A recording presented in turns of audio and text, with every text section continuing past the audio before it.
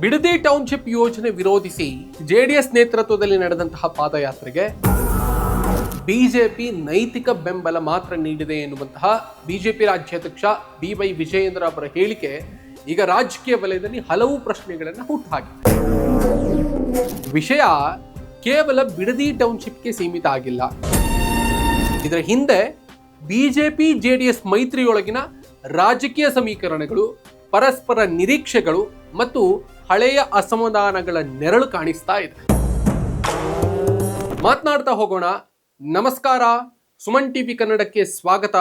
ನಾನು ಶ್ರೀರಾಜ್ ಬಕ್ವಾಡಿ.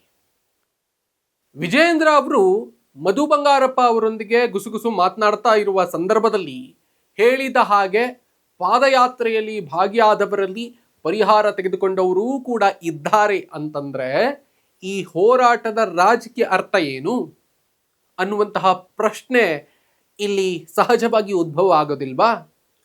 ಬಿಡದಿ ಟೌನ್ಶಿಪ್ ಯೋಜನೆಯಿಂದ ಸಮಸ್ಯೆ ಎದುರಿಸ್ತಾ ಇರುವಂತಹ ರೈತರು ಸರ್ಕಾರದ ಪರಿಹಾರಕ್ಕೆ ಒಪ್ಪಿಕೊಂಡಿದ್ದಾರೆ ಎನ್ನುವಂತಹ ವಾದವನ್ನ ಬಿಜೆಪಿ ಹೇಳ್ತಾ ಇದೆಯಾ? ಹಾಗಾದ್ರೆ ರೈತರ ಸಮಸ್ಯೆಯೇ ಹೋರಾಟದ ಮೂಲ ಕಾರಣವಾಗಿದ್ರೆ ಪರಿಹಾರದ ಪ್ರಸ್ತಾವನೆ ಸ್ವೀಕಾರವಾದ ನಂತರವೂ ಕೂಡ ಪಾದಯಾತ್ರೆ ಮುಂದುವರಿಸುವಂತಹ ಅಗತ್ಯ ಏನು ಅನ್ನುವಂತಹ ಪ್ರಶ್ನೆ ಸಹಜವಾಗಿ ಉದ್ಭವ ಆಗುತ್ತಲ್ವಾ? ಮತ್ತೊಂದು ಪ್ರಶ್ನೆಯೂ ಕೂಡ ಅಷ್ಟೇ ಮುಖ್ಯವಾಗಿ ಉದ್ಭವ ಆಗುತ್ತೆ. ರೈತರಿಗೆ ಪರಿಹಾರ ಸಿಕ್ಕಿದೆ ಎನ್ನುವುದರಿಂದ ಭೂಸ್ವಾಧೀನ ಯೋಜನೆಯ ಸ್ವರೂಪ, ಸ್ಥಳೀಯ ಜನರ ಭವಿಷ್ಯ ಮತ್ತು ಸರ್ಕಾರದ ನೀತಿಯ ಕುರಿತು ಪ್ರಶ್ನೆಗಳು ಮುಗಿದು ಹೋಗ್ತವೆಯೇ? ವಿಜಯೇಂದ್ರರ ನೈತಿಕ ಬೆಂಬಲ ಹೇಳಿಕೆ ಯಾಕೆ ಮಹತ್ವದ್ದು? ಬಿಜೆಪಿ ಜೆಡಿಎಸ್ ಈಗ ಮೈತ್ರಿ ಪಕ್ಷಗಳು. ಹೀಗಿರುವಂತಹ ಸಂದರ್ಭದಲ್ಲಿ ಜೆಡಿಎಸ್ ನಡೆಸಿದಂತಹ ಪ್ರಮುಖ ಹೋರಾಟಕ್ಕೆ ಬಿಜೆಪಿ ಸಂಪೂರ್ಣವಾಗಿ ಬೀದಿಗಿಳಿಯದೆ ಕೇವಲ ನೈತಿಕ ಬೆಂಬಲ ನೀಡಿರೋದು ರಾಜಕೀಯವಾಗಿ ಗಮನಾರ್ಹ. ಯಾಕಂದ್ರೆ ವಿರೋಧ ಪಕ್ಷದ ಹೋರಾಟವಾಗಿದ್ದರೆ ಒಂದ್ ರೀತಿಯ ರಾಜಕೀಯ ಲೆಕ್ಕಾಚಾರ ಅರ್ಥ ಆಗುತ್ತೆ. ಆದರೆ ಮೈತ್ರಿ ಪಕ್ಷದ ಹೋರಾಟವಾಗಿದ್ದಾಗ ನಾವು ನಿಮ್ಮೊಂದಿಗಿದ್ದೇವೆ, ಆದರೆ ನಿಮ್ಮ ಹೋರಾಟದ ಮುಂಚೂಣಿಯಲ್ಲಿ ನಿಲ್ಲೋದಿಲ್ಲ ಎನ್ನುವಂತಹ ಸಂದೇಶ ಮೈತ್ರಿಯೊಳಗೆ ಅಂತರವನ್ನ ಸೂಚಿಸೋದಿಲ್ವೇ? ಹಾಗಾದ್ರೆ ಇದು ಕೇವಲ ಸಂಘಟನಾ ನಿರ್ಧಾರವೇ ಅಥವಾ ರಾಜಕೀಯವಾಗಿ ಅಂತರ ಕಾಯ್ದುಕೊಳ್ಳುವಂತಹ ಉದ್ದೇಶವೇ? ಈ ಪ್ರಶ್ನೆಗಳಿಗೆ ಉತ್ತರ ಹುಡುಕಬೇಕಾದ್ರೆ ಹಳೆಯ ಘಟನೆಗಳನ್ನ ನಾವು ಸ್ವಲ್ಪ ನೆನಪಿಸಿಕೊಳ್ಬೇಕಾಗ್ತದೆ. ಮುಡಾ ಪಾದ ಯಾತ್ರೆಯ ನೆರಳು ಇನ್ನೂ ಕೂಡ ಮಾಯ ಆಗಿಲ್ವೇ? ಮುಡಾ ಹಗರಣದ ವಿಚಾರದಲ್ಲಿ ಬಿಜೆಪಿ ನಡೆಸಿದಂತಹ, ಅದರಲ್ಲೂ ಕೂಡ ವಿಜಯೇಂದ್ರ ಅವರ ನೇತೃತ್ವದಲ್ಲಿ ನಡೆಸಿದಂತಹ ಪಾದಯಾತ್ರೆ ರಾಜ್ಯ ರಾಜಕಾರಣದಲ್ಲಿ ದೊಡ್ಡ ಸಂದೇಶವನ್ನು ನೀಡಿತ್ತು. ಆ ಸಂದರ್ಭದಲ್ಲಿ ಬಿಜೆಪಿ ಹೋರಾಟಕ್ಕೆ ಜೆಡಿಎಸ್ ನೀಡಿದಂತಹ ಬೆಂಬಲದ ಪ್ರಮಾಣ ಮತ್ತು ಪಾತ್ರದ ಬಗ್ಗೆ ಬಿಜೆಪಿ ವಲಯದಲ್ಲಿ ಅಸಮಾಧಾನ ಇತ್ತು ಎನ್ನುವಂತಹ ಚರ್ಚೆ ದೊಡ್ಡ ಮಟ್ಟದಲ್ಲಿ ರಾಜಕೀಯ ವಲಯದಲ್ಲಿ ಪಡಸಾಲೆಯಲ್ಲಿ ಆಗಿತ್ತು. ಇದೀಗ ಬಿಡದಿ ಟೌನ್ಶಿಪ್ ವಿಚಾರದಲ್ಲಿ ಜೆಡಿಎಸ್ ಹೋರಾಟ ನಡೆಸ್ತಿರುವಂತಹ ಸಂದರ್ಭದಲ್ಲಿ ಬಿಜೆಪಿ ನೈತಿಕ ಬೆಂಬಲಕ್ಕೆ ಸೀಮಿತ ಆಗಿರೋದಿದೆಯಲ್ಲ, ಅದು ಹಳೆಯ ಲೆಕ್ಕಾಚಾರಗಳ ಪ್ರತಿಫಲವೇ ಎನ್ನುವಂಥ ಪ್ರಶ್ನೆ ಸಹಜವಾಗಿ ಮೂಡಿಸಿದೆ. ರಾಜಕೀಯದಲ್ಲಿ ಎಲ್ಲವನ್ನೂ ಕೂಡ ಲೆಕ್ಕವಿಲ್ಲದೆ ಮರೆಯೋದಕ್ಕೆ ಸಾಧ್ಯ ಆಗೋದಿಲ್ಲ.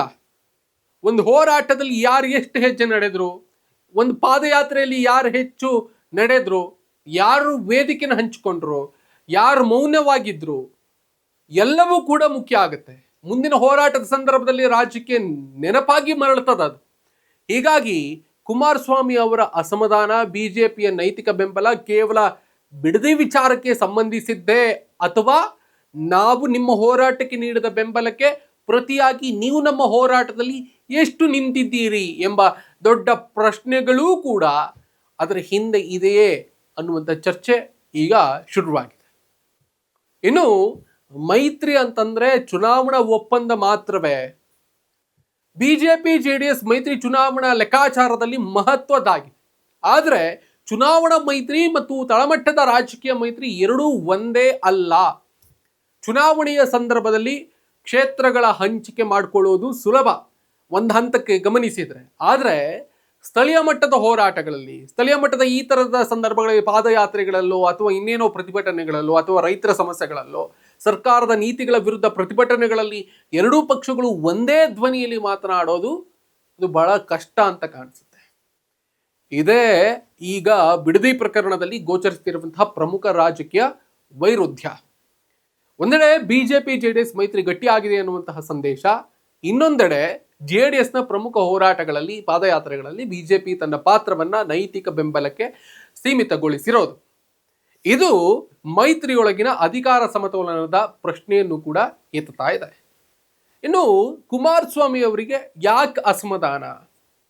ಕುಮಾರಸ್ವಾಮಿ ಅವರ ರಾಜಕೀಯ ಶೈಲಿಯಲ್ಲಿ ಹೋರಾಟ ಮತ್ತು ಸಂಘಟನಾ ಶಕ್ತಿಗೆ ಒಂದು ಹಂತಕ್ಕೆ ಮಹತ್ವ ಇದೆ.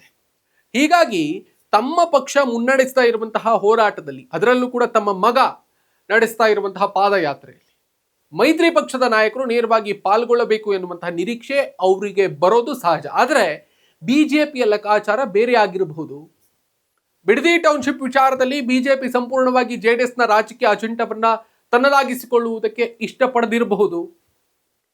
ವಿಶೇಷವಾಗಿ ರೈತರಿಗೆ ಪರಿಹಾರದ ವಿಚಾರದಲ್ಲಿ ಸರ್ಕಾರದ ನಿಲುವು ಸ್ಪಷ್ಟವಾಗಿರುವ ಸಂದರ್ಭದಲ್ಲಿ ಹೋರಾಟದ ಸಂಪೂರ್ಣ ಹೊಣೆ ಹೊತ್ತುಕೊಳ್ಳುವುದರಿಂದ ರಾಜಕೀಯವಾಗಿ ಬಿಜೆಪಿಗೆ ಏನೂ ಕೂಡ ಲಾಭ ಇಲ್ಲ ಅನ್ನುವಂತಹ ಒಂದು ಮನಸ್ಥಿತಿ ಅವ್ರಿಗೆ ಬಂದಿರಬಹುದು, ಅಥವಾ ಇದರಿಂದ ಏನು ಲಾಭ ನಮಗೆ ಅನ್ನುವಂಥ ಪ್ರಶ್ನೆಯೂ ಕೂಡ ಇರಬಹುದಲ್ವಾ.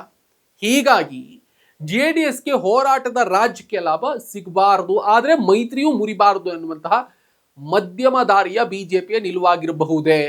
ಇದು ಈಗ ಗಮನಿಸಬೇಕಾದಂತಹ ಅಂಶ. ಇನ್ನು ಇದು ಪ್ರತಿಕಾರ ರಾಜಕೀಯವೇ? ಮುಡಾ ಪಾದಯಾತ್ರೆ ಸಂದರ್ಭದಲ್ಲಿ ಜೆಡಿಎಸ್ ನೀಡಿದಂತಹ ಬೆಂಬಲದ ಪ್ರಮಾಣವನ್ನು ನೆನಪಿಸಿಕೊಂಡು ಇದೀಗ ಬಿಜೆಪಿ ಬಿಡದಿ ಪಾದಯಾತ್ರೆಯಿಂದ ದೂರ ಉಳಿದಿದ್ರೆ ಅದನ್ನ ನೇರವಾಗಿ ಪ್ರತಿಕಾರ ಅಂತ ಕರೆಯುವುದು ತ್ವರಿತ ನಿರ್ಣಯ ಆಗಬಹುದು ಅಂತ ಕಾಣಿಸುತ್ತೆ. ಮೈತ್ರಿ ಪಕ್ಷಗಳ ನಡುವಿನ ಸಂಬಂಧದಲ್ಲಿ ಪರಸ್ಪರ ಸಹಕಾರದ ನಿರೀಕ್ಷೆ ಇರೋದು ಸಹಜ.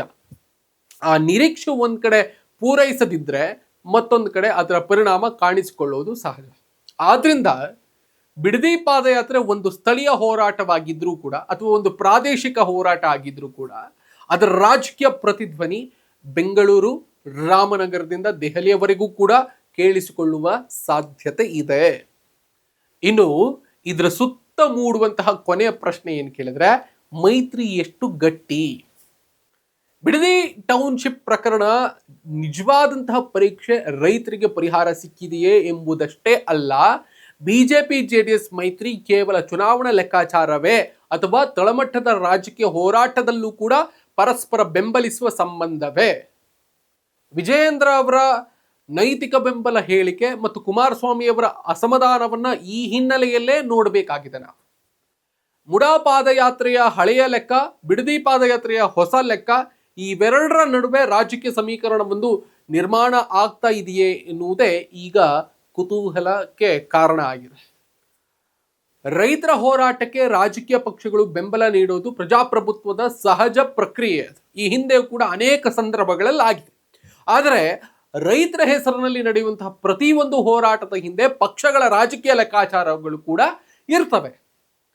ಬಿಡದಿ ಟೌನ್ಶಿಪ್ ಹೋರಾಟದ ಮುಂದಿನ ಹೆಜ್ಜೆ ಏನೆಂಬುದಕ್ಕಿಂತ ಬಿಜೆಪಿ ಜೆಡಿಎಸ್ ಮೈತ್ರಿಯ ಮುಂದಿನ ಹೆಜ್ಜೆ ಏನೆನ್ನುವುದೇ ಈಗ ಹೆಚ್ಚು ಕುತೂಹಲವನ್ನ ಮೂಡಿಸ್ತಾ ಇದೆ ಅನ್ನೋದ್ರಲ್ಲಿ ಏನು ಅನುಮಾನ ಇಲ್ಲ.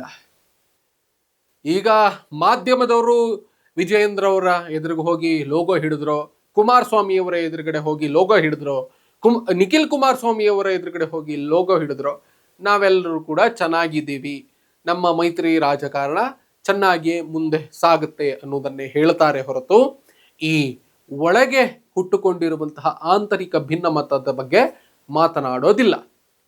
ಒಟ್ಟಿನಲ್ಲಿ ಕೇಂದ್ರದ ಒಂದು ನಿರ್ದೇಶನದ ಜೊತೆಗೆ ಹುಟ್ಟುಕೊಂಡಿರುವಂತಹ ಈ ಮೈತ್ರಿ ಮುಂದೆ ಯಾವ ರೀತಿಯಾಗಿ ನಡೆಯುತ್ತೆ ಮತ್ತು ಈ ಥರದ ರಾಜಕೀಯ ಸಂದರ್ಭಗಳಲ್ಲಿ ಯಾವ ರೀತಿಯಾಗಿ ನಡೆ ನುಡಿಗಳು ಒಂದೇ ರೀತಿಯಲ್ಲಿ ಇರುತ್ತೆ, ನೈತಿಕ ಬೆಂಬಲವೋ ಅಸಮಾಧಾನವೋ ವೈರುಧ್ಯವೋ ಏನು ಎತ್ತ ಅನ್ನೋದರ ಬಗ್ಗೆ ಕಾದು ನೋಡಬೇಕಾಗುತ್ತೆ.